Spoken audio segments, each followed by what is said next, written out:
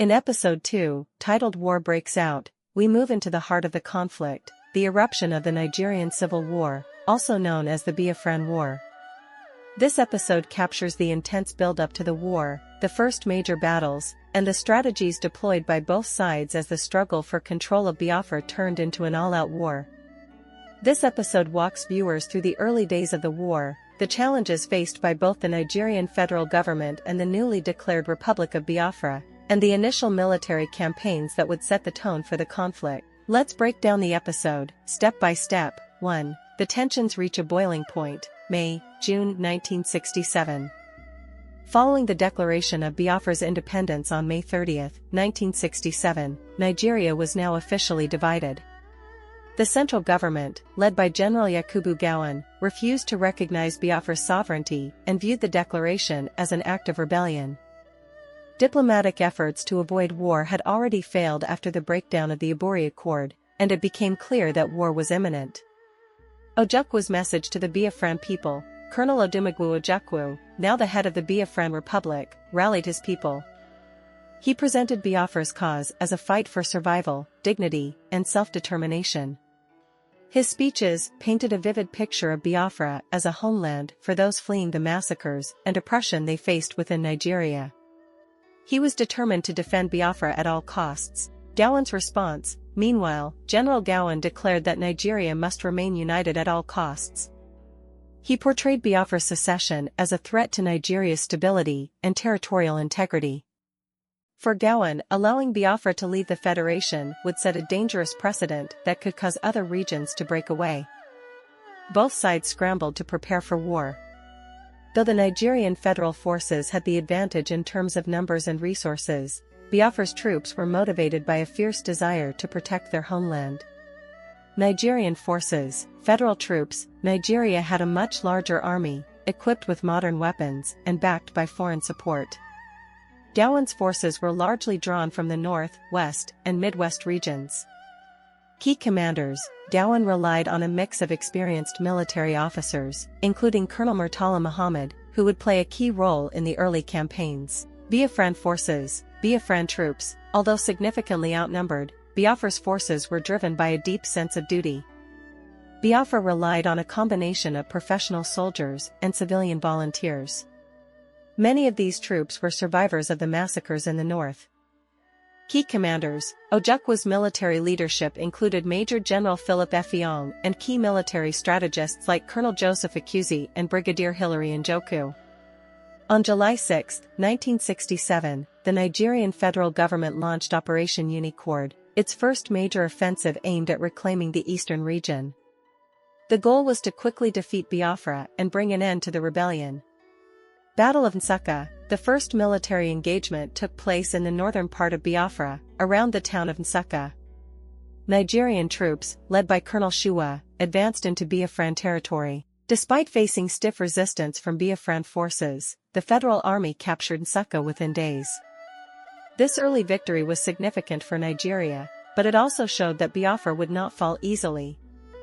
Biafra's defensive strategy. Biafra's forces, under Ojukwu's command, implemented a strategy of defense in depth, using the rugged terrain of the eastern region to slow down Nigeria's advance. In a bold and surprising move, Ojukwu ordered a Biafran counter-offensive into the midwestern region of Nigeria in August 1967. The goal was to open a second front in the war, stretch Nigeria's military resources, and potentially capture Lagos, Nigeria's capital.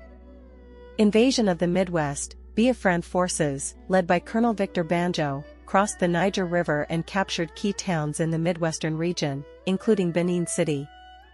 This operation shocked the Nigerian government and briefly gave Biafra the upper hand. Internal struggles and Banjo's fall, however, this success was short-lived. Colonel Banjo, a former Nigerian officer who had defected to Biafra, was later accused of plotting against Ojukwu and was executed for treason. This internal conflict within the Biafran leadership weakened their momentum, and Nigerian forces quickly launched a counterattack, recapturing Benin City and driving Biafran troops back across the Niger River. After regaining control of the Midwest, the Nigerian federal government turned its attention to Enugu, the capital of Biafra. General Muhammad Shua, leading Nigerian federal forces, launched a new offensive aimed at capturing the symbolic heart of the Biafran state. Fall of Enugu. Despite fierce resistance from Biafran troops, Enugu fell to Nigerian forces in October 1967. The fall of Enugu was a devastating blow to Biafra, both militarily and psychologically. It forced Ojukwu and his government to relocate their capital to Umuahia, further south. Biafran morale. Though the fall of Enugu was a significant loss, Biafra's resolve did not waver. Ojukwu and his leadership used the defeat to rally their people, framing it as part of the broader struggle for independence and survival.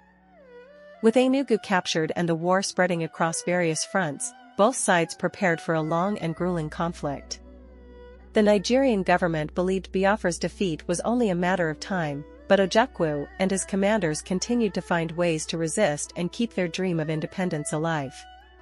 Biafra's diplomatic efforts. Biafra began reaching out to the international community for recognition and support. While countries like Tanzania, Zambia, and Ivory Coast recognized Biafra's independence, the international community at large remained neutral, with most foreign powers continuing to support Nigeria. Humanitarian crisis begins. As the war dragged on, the impact on civilians became more severe. The federal government's blockades and military campaigns cut off vital supplies to Biafran territory, leading to the beginnings of what would soon become a massive humanitarian crisis. As the war progresses, both sides face increasing difficulties. The Nigerian federal government pushes deeper into Biafran territory, but Biafra continues to resist with guerrilla tactics and sheer determination. The next episodes will focus on the pivotal battles, the humanitarian disaster, and the global attention that the war would soon attract. In this episode, we've seen how the war began, from the first shots fired to the key early battles that set the stage for the long conflict ahead. With each passing day, the stakes grew higher, and the hope for peace seemed further away. Stay tuned as we continue unraveling the untold story of Biafra in the episodes to come. Thank you for watching. If you'd like to see more content like this and keep unraveling the true history of Biafra, be sure to hit that subscribe button and turn on the notification bell so you don't miss any new uploads. Your support helps us continue sharing these important stories. See you in the next video.